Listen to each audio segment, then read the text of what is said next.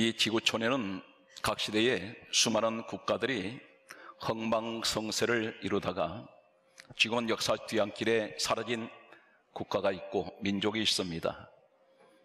수많은 국가들 가운데 모든 국가는 이념이 다르고 사상이 다르고 민족성이 다르며 그들이 살아가는 문화가 다르고 식성은 다를지언정 한 가지 공통점은 각 나라의 왕족 체제에서는 모든 왕들은 물에 관을 쓰고 있습니다. 왕관을 쓰고 있습니다. 이 왕들이 왕관을 쓰는 공통적인 이유는 몇 가지가 있습니다. 지배자라는 상징적인 의미를 나타내는 것이 관을 쓰고 있습니다. 또 한 가지는 통치자는 이런 의미에서 관을 쓰게 되고 또 부귀영화를 상징하고 있습니다. 명예를 나타내는 것이 모든 왕들이 쓰고 있는 관의 의미라고 할 수가 있습니다. 모든 사람들이 이 관을 쓰기를 부러워하고 있습니다. 쓰고 싶어 합니다. 그런데 이 지상에서 쓰고 싶어하는 그런 왕들만 쓰는 이런 특별한 이 관을 예수 그리스도 안에 있는 믿음의 사람들이 이 땅을 떠나서 천국으로 갔을 때에 천국에서도 관을 쓰는 사람이 있습니다. 그래서 이 관을 가리켜 면류관이라고 그렇게 부릅니다. 다 구원받았습니다. 천국은 똑같이 들어갔는데 어떤 특별한 사람들만 이 관을 쓸까요? 성경은 계시록에는 계속해서 이렇게 정언하고 있습니다. 이 관을 쓰는 사람들은 보좌에 앉는다고 했습니다. 이 보좌에 앉는 것은 하나님 보좌와 같은 보좌에 앉는데 1000년 동안 왕노릇한다고 되어 있습니다. 면류관을 쓰는 사람들이 있습니다. 오늘 우리는 죽어서 이 땅 떠났을 때 천국 가는 사람들이 이 관을 쓰는 줄 알았더니 성경은 놀라운 사실을 밝히고 있습니다. 이 땅에서 믿음 안에 사는 사람들이 저 천국에 돌아가서 쓰는 이 면류관을 가지고 있는 사람이 있다는 것입니다. 오늘 분명히 이 자리에 계실 것입니다. 이 면류관의 비밀이 무엇일까요?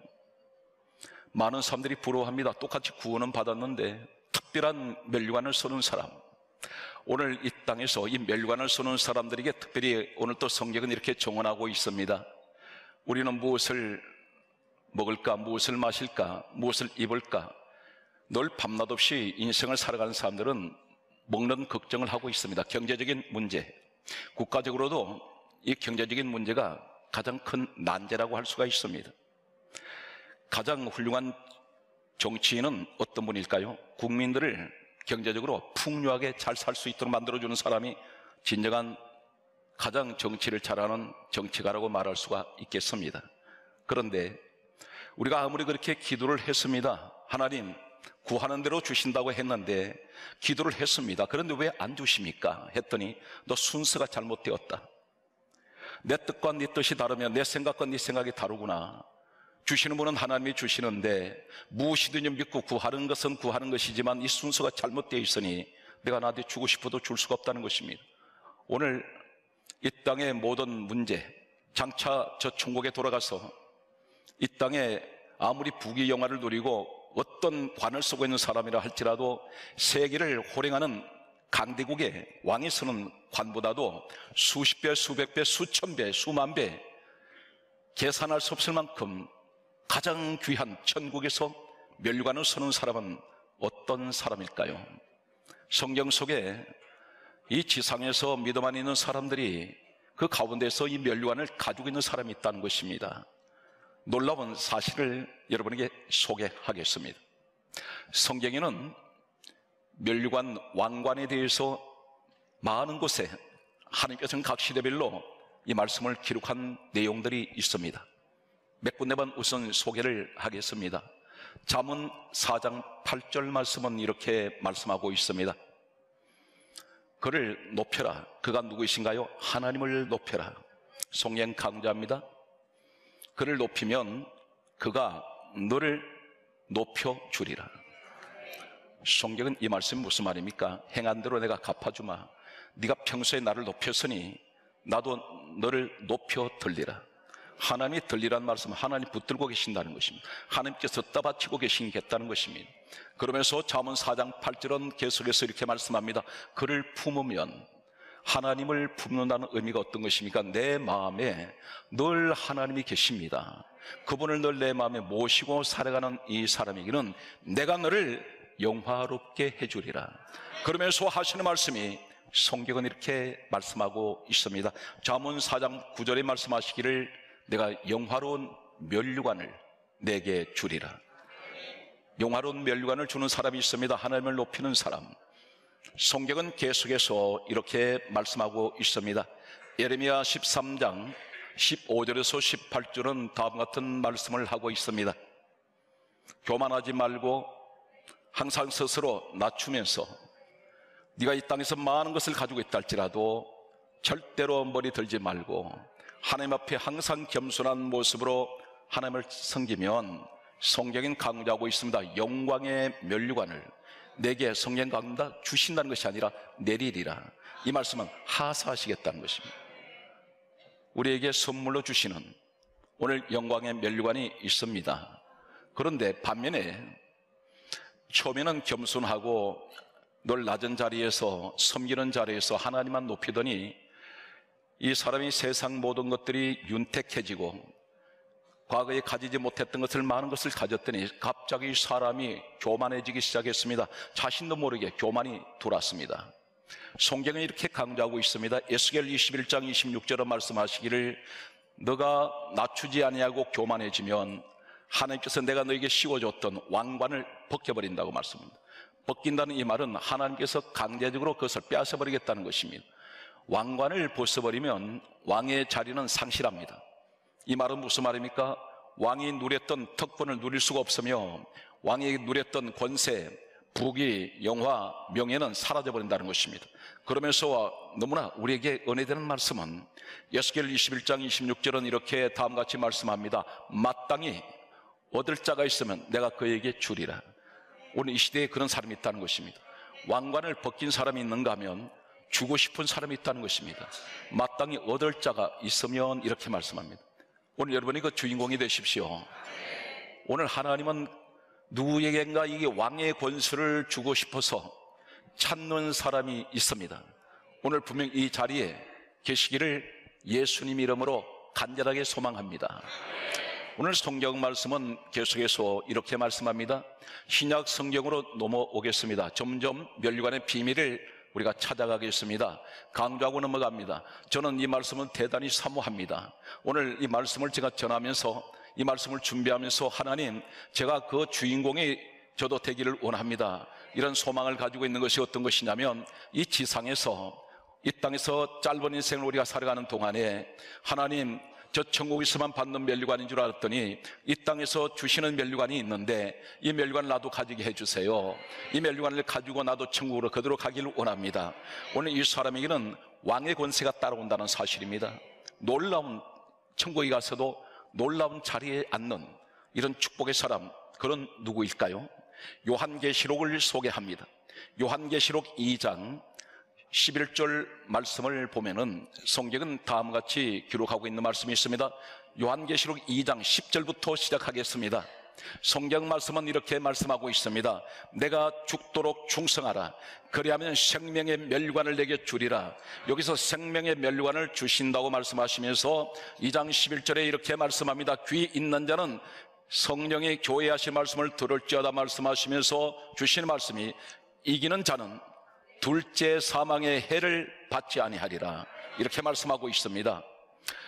여기 분명히 죽도록 충성한다는 의미가 어떤 것일까요?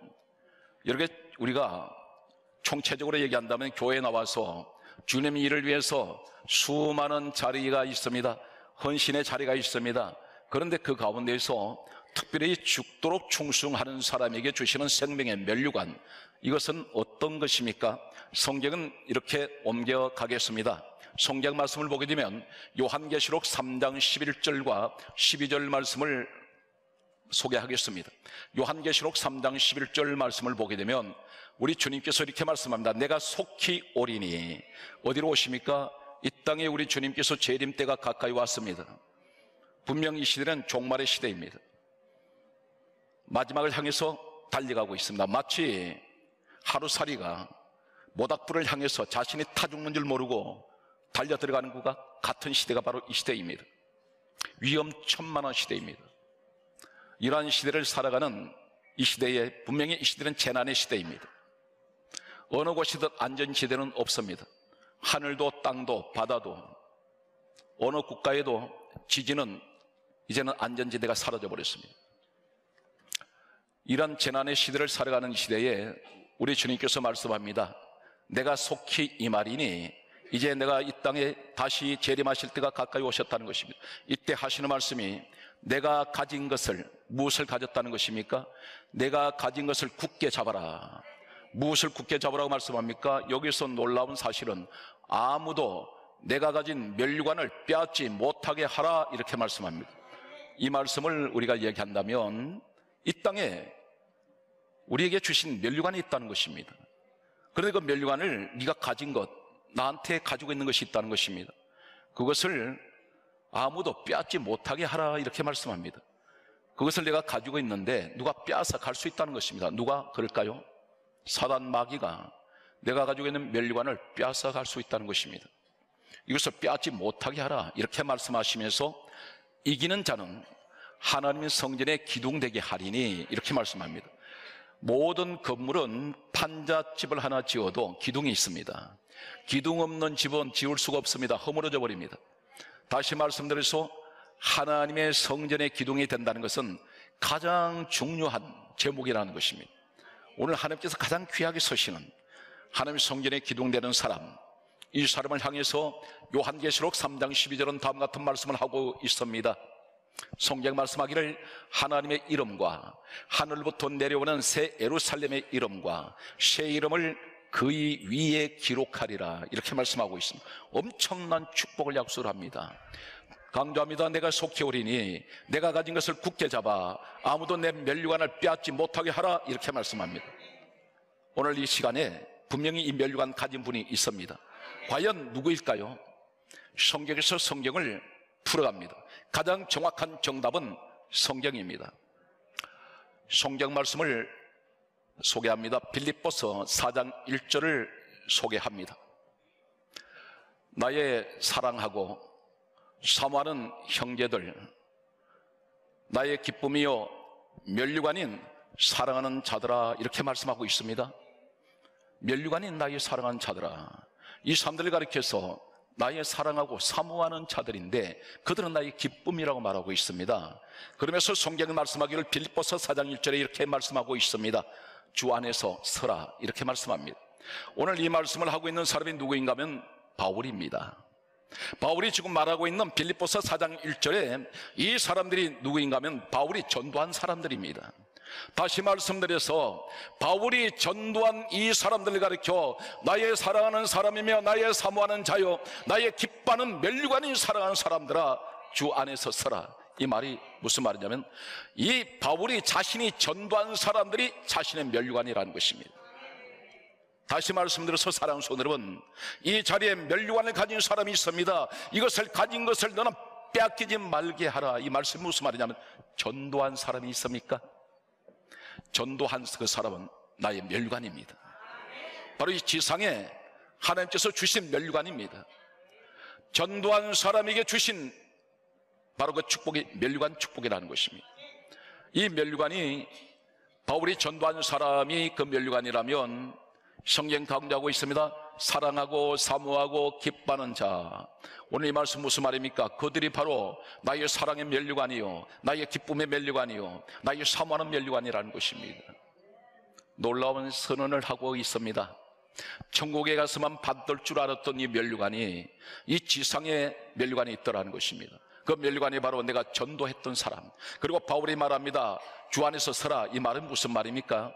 이 바울은 자신이 전도했던 사람들이 단순하게 예수님 앞으로 데려왔으니 내 사명 끝났습니다가 아니라 이 사람들이 온전하게 믿음으로 바로 설 수 있도록 이 사람은 끝까지 그들에 관해서 늘 그들은 살펴주었으며 양육을 했으며 우리 모습이 되시기 바랍니다.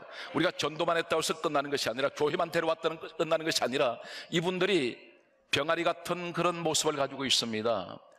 이분들을 잘 세워서 성장할 수 있도록, 늘 그분들이 온전하게 굳건하게 설 수 있도록 돌봐주어야 된다는 것입니다. 바울은 여기까지 그렇게 말하고 있습니다. 성경 말씀을 계속해서 소개합니다. 데살로니가 전서 2장 19절에서 20절 말씀에는 바울이 다음 같은 고백을 하고 있습니다. 우리의 소망이며 우리의 기쁨이며 우리의 자랑이 무엇이냐, 이렇게 말하고 있습니다. 이 바울에게는 나의 소망이 있습니다, 나의 기쁨이 있습니다, 나의 자랑이 있습니다. 그런데 그것이 무엇이냐 말하면서 이렇게 말하고 있습니다. 데살로니가전서 2장 19절에 고백하기를 다음 같은 말하고 있습니다. 우리의 소망이, 우리의 기쁨이, 우리의 자랑이, 면류관이 누구냐? 바로 너희들이 아니냐, 이렇게 말하고 있습니다. 주님 앞에 서 있는 그들을 향하여 이 바울은 너무나 자랑스러웠습니다. 내가 복음을 전해서 전도해서 저분들이 주님 앞에 바로 서 있는 모습을 보니 이 사람은 그 산을 향해서 당신들이 나의 소망이고 당신들이 나의 기쁨이며 당신들이 내 자랑의 면류관입니다, 그렇게 고백하고 있습니다. 바울은 다시 말해서 바울이 복음을 전해서 주님 앞에 서 있는 그 사람들을 볼 때에 나는 당신을 보면서 내 소망의 면류관이 당신이요, 나의 기쁨의 면류관이 당신이며 내 자랑의 면류관이 당신입니다, 그렇게 고백하면서 계속되는 말씀은 데살로니가전서 2장 20절은 이렇게 말하고 있습니다. 너희가 우리의 영광이요 기쁨이라. 사랑하는 성도 여러분, 여기서 우리는 무엇을 느낍니까? 전도라는 것은 누가 시켜서 하는 것이 전도가 아닙니다. 내가 과연 예수 그리스도를 믿었다면, 사랑하는 성도 여러분, 한 가지 기억하십시오. 내가 처음에는 예수 믿고 물 세례 받았습니다. 세례 받았다고 구원 받았습니까? 아닙니다. 구원의 확신이 오지 않습니다. 언제 구원의 확신이 오느냐면 성령을 받았을 때에 구원의 확신이 생깁니다. 성령을 받으면 예수의 마음을 갖습니다. 성령을 받은 사람은 기도의 응답의 확신을 갖습니다. 예배를 드려도 은혜를 받습니다. 그러나 육신적인 생각을 가지고 교회 안에 앉아서 세상 밖의 생각만 가득 차 있는 것, 예수와는 전혀 상관이 없고 구원에 대해서 난 모르겠습니다, 단 한 가지, 내가 교회 왔으니 이 땅에 잘 살게 해주세요, 사업만 잘 되게 해주세요, 우리 가정 축복해 주세요, 이러한 고백만 한다면 이분은 구원의 자리에 서지 못했습니다. 중요한 것은 성령을 받았을 때 어떤 일이 있나요? 요한복음 15장 26절은 성경 강조합니다. 예수님이 친히 말씀하시기를 진리의 성령이 오시면 그가 나를 증언할 것이요. 예수님을 전하기 위해서 성령이 마신다는 것입니다. 목적은 한 가지밖에 없습니다. 오늘 여러분들이 성령의 사람들이 되시기를 간절하게 축복합니다. 오늘 성경 말씀은 다음 같은 말씀을 하고 있습니다. 계속되는 이 바울을 소개하겠습니다. 바울은 로마의 감옥에 갇혀버렸습니다. 그는 복음을 위해서 평생을 몸바쳤던 사람이었는데 로마 감옥에 갇혀서 그는 심한 고문을 당하게 됩니다. 그리고 사형 집행을 기다리고 있던 그에게 이 사람은 많은 곳에 교회를 세웠고 수많은 사람들을 복음을 전해서 전도를 한 사람입니다. 그런데 이 사람이 골로새 교회의 성도들에게 편지를 쓰게 됩니다. 한 통의 편지를 쓰면서 다음 같은 기도 부탁을 합니다. 당연히 우리가 생각할 때는 바울이 골로새 성도들에게 편지를 보낼 때는 내가 지금 감옥에 있으니 심한 고문을 당해서 몸은 만신창이가 되었으니 내가 하루빨리 이 감옥에서 나가서 내가 마음껏 복음 전하게 기도 부탁할 수 있습니다. 그런데 엉뚱한 기도를 부탁하고 있습니다. 나가게 해달라는 기도하지 않습니다. 내 몸이 아프니 고쳐달라는 그런 기도를 부탁하지도 않습니다. 어떤 기도를 부탁하고 있습니까? 골로새서 4장 3절은 이렇게 말하고 있습니다. 우리에게 전도할 문을 열어달라고 기도 좀 해주십시오. 이 말이 무슨 말입니까? 이해가 되지 않습니다. 일반 상식으로는 이런 기도를 부탁할 수가 없습니다.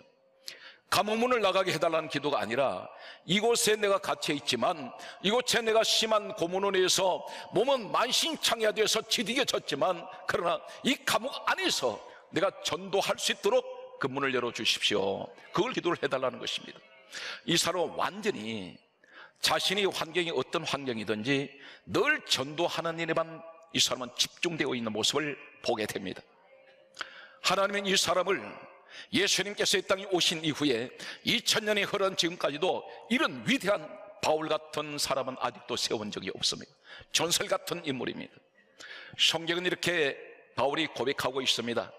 그가 마지막 이 땅을 떠나기 직전에 그는 한 편의 말씀을 기록하게 됩니다.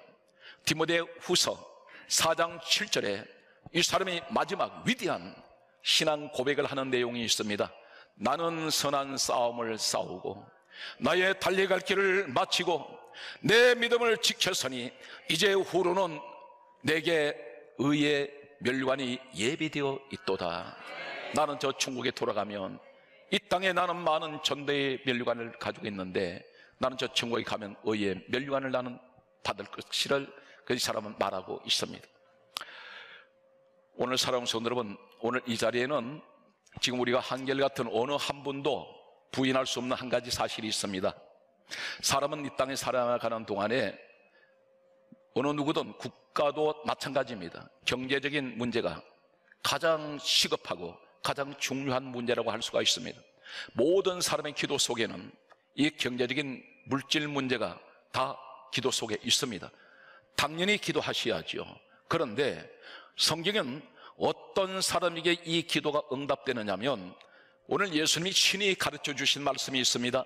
마태복음 6장 25절에 말씀하시기를 이렇게 말씀합니다. 너희가 무엇을 먹을까? 무엇을 마실까? 무엇을 입을까? 따르십시오. 염려하지 말라. 우리 주님이 그렇게 말씀하셨습니다. 우리 주님이 어떤 분이신가요? 물고기 2마리 보리떡 5개를 가지고 5,000명을 먹이신 우리 주님이십니다. 우리 한 사람 한 가정 살려내는 것, 그분은 그것은 아무 문제가 아니에요. 그냥 일반 상식적으로 하나님께서 만들어내실 수가 있습니다. 그런데 우리 주님이 직접 말씀하시기를 무엇을 먹을까, 무엇을 마실까, 무엇을 입을까, 이 의식주 문제, 이거 염려하지 마라. 그렇게 말씀하시면서 뭐라고 말씀합니까? 마태복음 6장 33절에 말씀하시기를 너희는 먼저, 여기서 먼저라는 말씀을 하고 있습니다. 먼저 그 나라와 그 의를 구하라. 이 구하는 것은 기도하라는 것입니다. 그것을 찾으라는 것입니다. 그리하면 여기서 조건부가 나옵니다. 그리하면 너희에게 이 모든 것을 더해 주시리라. 내가 원했던 것보다 더해 주시겠다고 말씀하고 있습니다. 기도만 한다고 능사가 아니라 당연히 기도하셔야 됩니다. 그런데 기도를 해도 하나님께서 말씀하시는 대로 먼저 하나님 나라와 그 의를 구하라는 것입니다. 그 하나님 나라와 그 의가 무엇일까요? 성경은 이렇게 말씀하고 있습니다. 주님의 심장, 주님의 마음을 가진 사람이 있습니다. 날마다 가슴 속에서 끓어오르는 용광로 같은 이런 하나님 뜨거운 열정을 가진 사람들이 그리스도 안에 있습니다. 그분이 누구신가요? 예수님 마음, 예수님 생각, 예수님 목적, 이 땅에 오신 한 가지를 말씀하고 있습니다. 예수님이 친히 말씀하시기를 마가복음 1장 38절은 이렇게 말씀합니다. 나는 전도하러 왔다. 주님의 결론이 하나입니다. 요한복음 15장 26절도 강조했습니다. 성령님이 오신 목적은 예수님 정언하기 위해서 오셨습니다. 예수님 이 땅 떠나실 때 마지막 부탁하신 말씀이 있습니다. 감람산에서 33세를 일기로 떠나실 때 마지막 남기시는 한마디는 사도행전 1장 8절에 오직 성령이 임하면 너희가 내 증인 되어라. 가는 곳마다 예수 증인 되라는 것입니다. 다시 말씀드려서 전도하라는 것입니다. 전도는 세미나를 통해서 내가 전도의 열정 갖는 것 아닙니다. 전도는 예수 믿는 사람은 당연히 의무적으로 단순하게 교회를 성도로 채우자는 얘기가 아닙니다. 우리 주님은 한 영혼을 천하보다 귀하게 여기셨습니다. 어느 정도 주님은 영혼에 대한 관심을 가지고 계셨을까요? 누가복음 23장 43절 말씀을 보게 되면 예수님께서 십자가에 달리셨습니다. 이제 곧 운명을 하실 직전입니다. 그때에 우평강도 좌평강도가 있는데 우평강도에게 전도하셨습니다. 전도를 하시면서 이 사람이 회개를 했더니 하시는 말씀이 내가 오늘 나와 함께 낙원에 있으리라. 우리 주님은 떠나시면서까지 영혼 구원에 대해서 관심을 가지고 계셨습니다. 그 주님의 관심이 내 관심이 되어야 됩니다. 주님의 마음이 내 마음이 되어야 됩니다. 그러다 보면 하나님께서는 말씀합니다. 일꾼이 저 먹을 것 받는 것이 마땅하다. 이 말씀이 무슨 말씀입니까? 주님의 일꾼 되었다니 주님께서 모든 것을 다 해결해 주신다는 것입니다. 오늘 사랑하는 성도 여러분, 이 시대에 여러분이 살아있는 예수 그리스도의 증인 되십시오. 그리고 이 땅에 내가 전도했던 사람들이 내 면류관이라고 생각하고 항상 하나님의 기쁨의 축복이 여러분과 함께 하시길 바랍니다. 범사에 하나님의 축복이 함께 하시길 바라면서 오늘 말씀 결론을 맺겠습니다. 성경 말씀은 이렇게 기록하고 있습니다. 사도행전 5장 42절 말씀은 이렇게 기록하고 있습니다. 성령이 임하고 난 후에 이 사람들 모습을 한마디로 요약을 하고 있는 내용이 나옵니다. 그 내용이 성경은 사도행전 5장 42절은 이렇게 말씀하고 있습니다. 그들이 날마다 성전에 있든지 집에 있든지 예수는 그리스도라 가르치기와 전도하기를 거치지 아니한지라. 두 가지를 합니다. 성령의 사람들은 성전에 있든지 집에 있든지, 다시 말씀드려서 주님 안에 교회 안에 와서 예배를 드릴 때도, 그리고 집에 있다는 것은 세상 밖에 나가 있다 할지라도 그들은 항상 예수는 그리스도라 가르치기와, 이 말이 무슨 말이냐면 그들 입에서는 항상 예수 이야기, 항상 구원의 이야기, 항상 은혜 받은 이야기, 늘 믿음 이야기를 한다는 사실입니다. 그러면서 결론이 어떤 것입니까? 전도하기를 거치지 않는다 있습니다. 늘 그들의 관심은 성령의 사람들은 전도합니다. 오늘 이것이 성령 사건 이후에 일어난 사건입니다. 오늘 그들의 결과는 어떻게 되었습니까? 12명 예수님 제자로 출발했던 이 시작은 성령이 임했을 때 120여 명이 임했습니다. 지금은 전 세계에 이 복음이 확산되어 버렸습니다. 여러분 가시는 곳에 하나님이 늘 함께 하시고 성령님이 인도하시는 이 특별한 한 주간이 되시기를 예수 이름으로 축복합니다.